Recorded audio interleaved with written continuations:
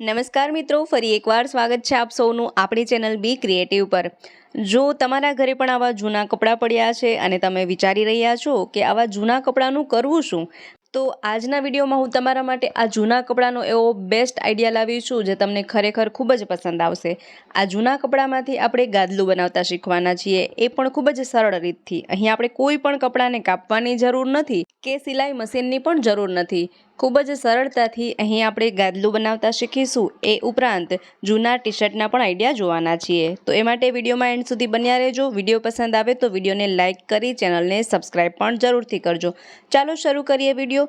જોઈએ idea number 1। પહેલાં આપણે ટી શર્ટનો આઈડિયા જોઈ લઈએ, ત્યાર પછી ગાદલાનો આઈડિયા જોઈશું। તો તેના માટે અહીં મેં એક જૂનું ટી શર્ટ લીધેલું છે।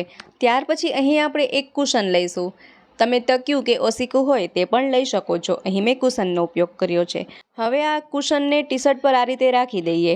અહીં આપણે સોય દોરા કે સિલાઈ મશીનના ઉપયોગ વગર જ આ બનાવતા શીખવાના છીએ। હવે કુશનના માપથી 1.5 થી 2 ઇંચ જેટલું અંતર છોડી અને આ રીતે ટી શર્ટને કાપી લઈએ।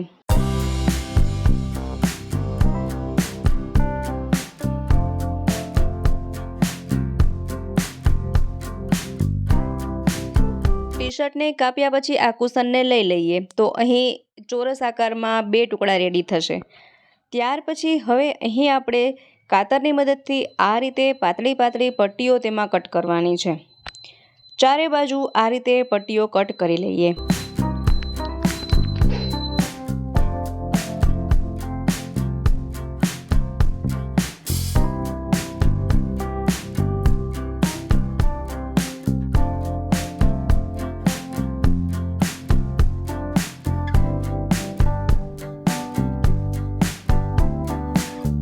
આ રીતે પટ્ટીઓ કટ કર્યા પછી આ જે સ્લીવનો ભાગ છે, બાંયવાળો પાર્ટ છે, તેને પણ ફેંકી નથી દેવાનો, એને પણ સાચવીને રાખીએ। આવતા કોઈ વિડીયોમાં તેનો પણ આઈડિયા જરૂરથી શેર કરીશ। ત્યાર પછી હવે આ બંને પાર્ટને અલગ કરી લઈએ। હવે એક પાર્ટને વ્યવસ્થિત આ રીતે પાથરીએ અને તેના પર કુશન રાખી દઈએ। ત્યાર પછી જે બીજો ભાગ છે તેને આ રીતે તેના પર રાખીએ। હવે અહીં આપણે જે આ પટ્ટીઓ કટ કરી છે તે સામસામી પટ્ટીઓને બાંધી લઈએ। આ રીતે નોટ લગાવી દઈએ, ગાંઠ વાળી લઈએ।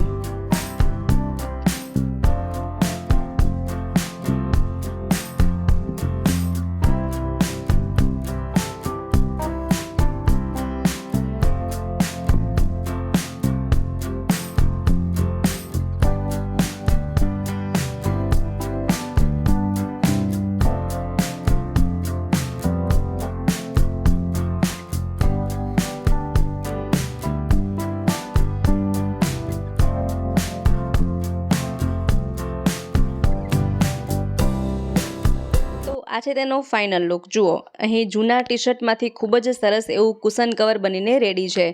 જોતા લાગે જ નહીં કે આ જૂના ટી શર્ટમાંથી બનાવ્યું હશે। ખૂબ જ સુંદર લાગી રહ્યું છે।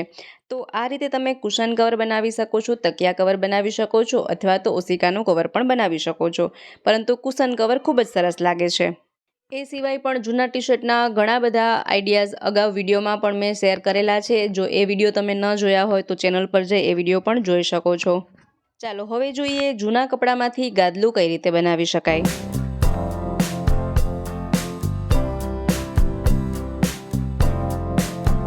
તો અહીં મેં ગાદલું બનાવવા માટે અમુક જૂના કપડાં લીધેલા છે। આપણી પાસે ઘણા એવા કપડાં હોય છે જે આપણે પહેરતા પણ ન હોય અને કોઈ ગરીબને દઈ શકાય એવી કન્ડિશનના કપડાં પણ ન હોય। તો એવા કપડાનું કરવું શું? તો આ જૂના કપડામાંથી તમે ઘર બેઠા જ ગાદલું બનાવી શકો છો, એ પણ ખૂબ જ સરળતાથી સિલાઈ મશીનનો ઉપયોગ કર્યા વગર જ।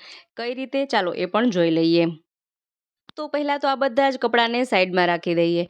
ત્યાર પછી અહીં કોઈ પણ જૂની ડબલ સાઇઝની બેડશીટ લેવાની છે। અહીં તમે સાડીનો પણ ઉપયોગ કરી શકો છો અથવા તો કોઈ પણ એવું કાપડ પડ્યું હોય તો તે પણ લઈ શકાય છે। જે સાઇઝનું ગાદલું બનાવવા માંગતા હોય એ પ્રમાણે કાપડ લેવાનું છે। અહીં મેં ડબલ સાઇઝની બેડશીટ છે તે લીધેલી છે અને તેને આ રીતે વાળી લેવાની છે।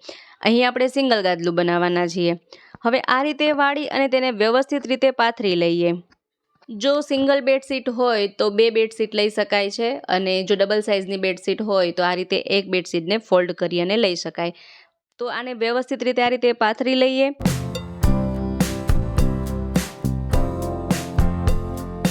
ત્યાર પછી હવે અહીં આપણે તેમાં સિલાઈ કરવાની છે. તો સિલાઈ મશીનનો ઉપયોગ કર્યા વગર હાથેથી જ સિલાઈ કરીશું.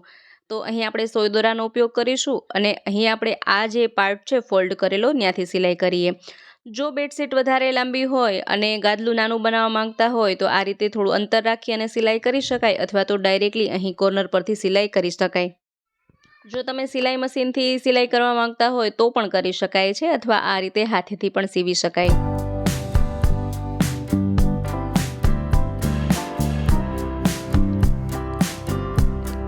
આ રીતે અહીં સિલાઈ કર્યા પછી હવે આ પાર્ટ પર આપણે સિલાઈ કરવાની છે. તો ત્યાં પણ સેમ એ જ રીતેથી આ રીતે નાના નાના ટાંકા લઈ અને આપણે સીવી લેવાનું છે.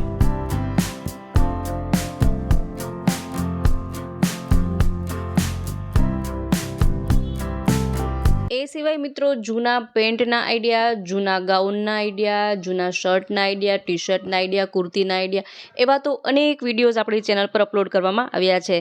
જો તમે એ બધા વિડીયોઝ પણ જોવા માંગતા હોય તો એકવાર ચેનલની વિઝિટ જરૂરથી કરજો અને એ બધા જ વિડીયોઝ તમે જોઈ શકો છો. આ રીતે સિલાઈ કરી લીધા પછી આ પાર્ટ આપણે ઓપન રાખવાનો છે. અહીં સિલાઈ કરવાની નથી. 3 બાજુ સીવવાનું છે, એક બાજુ આ રીતે ખુલ્લું રાખવાનું છે. જુઓ, આ રીતે 3 બાજુ આપણે સીવી લીધું. હવે આ કવરને વ્યવસ્થિત રીતે આ રીતે પાથરી દઈએ.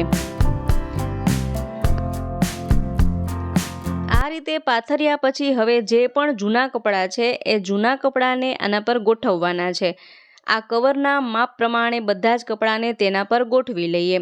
અહીં આપણે કપડાને કાપવાની કોઈ જરૂર નથી. આ રીતે આપણે આખા કપડાં જ રાખી દેવાના છે. તો જે પણ એક્સ્ટ્રા કપડાં પડ્યા છે, જે પણ વધારાના કપડાં હોય તે બધા જ કપડાં આના પર આ રીતે ગોઠવી દેવાના છે. જેટલા વધારે કપડાં તેના પર ગોઠવશું એટલું જાડું ગાદલું બનશે. તો ચાલો બધા જ વધારાના કપડાંને ગોઠવી દઈએ.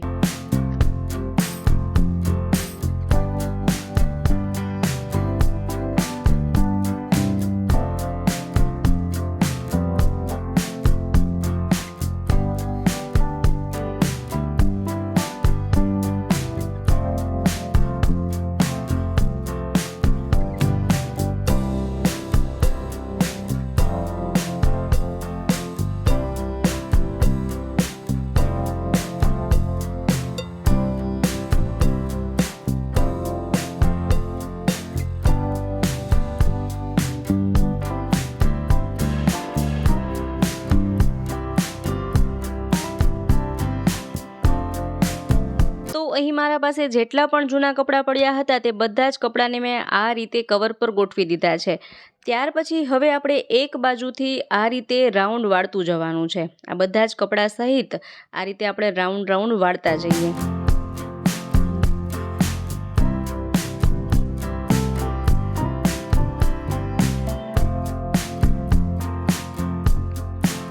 જુઓ, આ રીતે રાઉન્ડ વાળ્યા પછી હવે અહીં આપણે જે સામેનો ભાગ ખુલ્લો રાખ્યો હતો, જેમાં સિલાઈ કરી ન હતી, ત્યાંથી આપણે તેને આ રીતે ઉલટાવવાનું છે. કઈ રીતે જોઈ લઈએ.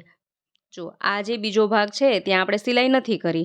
હવે તેનો એક છેડો આ બધા જૂના કપડાં સહિત આ રીતે પકડી અને બીજો છેડો છે તેને સામેની સાઈડ વાળતું જવાનું છે.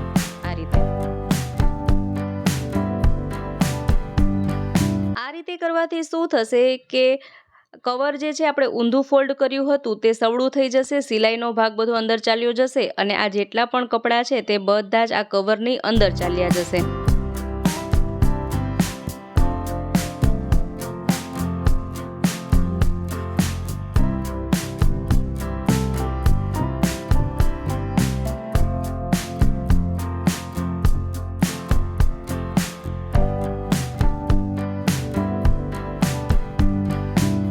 તો અહીં બેડશીટનું કવર પણ સવળું થઈ ગયું છે અને જેટલા પણ કપડાં પાથર્યા હતા તે બધા જ કવરની અંદર સંકેલાઈ ગયા છે. ત્યાર પછી હવે જે આ ખુલ્લો ભાગ છે ત્યાં પણ આપણે સિલાઈ કરી લઈએ. તો ફરીથી સોય દોરાથી આપણે આ રીતે ઝીણા ઝીણા ટાંકા લઈ અને તેને સીવી લઈએ.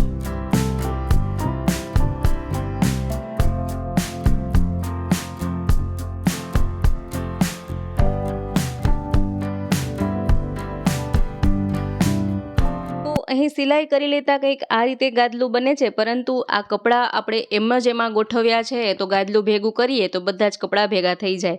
એવું ન બને એ માટે ફરીથી અહીં આપણે સોય દોરાનો ઉપયોગ કરીશું અને થોડા થોડા અંતરે ટાંકા લગાવીશું. એટલે કે સરસ ગાદલા જેવો લુક પણ આવે અને આ કવરમાં જેટલા પણ કપડાં ગોઠવ્યા છે તે બધા ભેગા પણ ન થઈ જાય. તો આ રીતે થોડા થોડા અંતરે આપણે ટાંકા લગાવી લઈએ.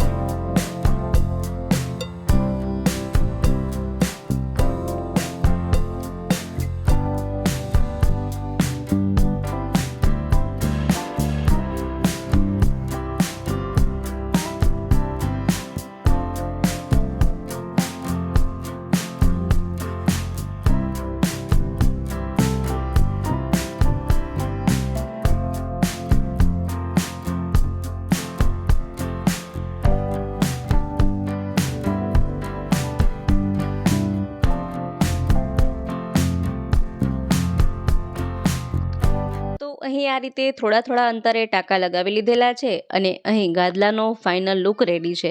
જુઓ કેટલું સરસ આ ગાદલું બનીને રેડી થઈ ગયું છે. એવું લાગે જ નહીં કે આપણે જૂના કપડામાંથી વેસ્ટ કપડામાંથી બનાવ્યું હશે. ખૂબ જ સરસ એવું ગાદલું ઘરે જ બનાવી શકો છો અને ખૂબ જ સરળતાથી બનાવી શકાય છે.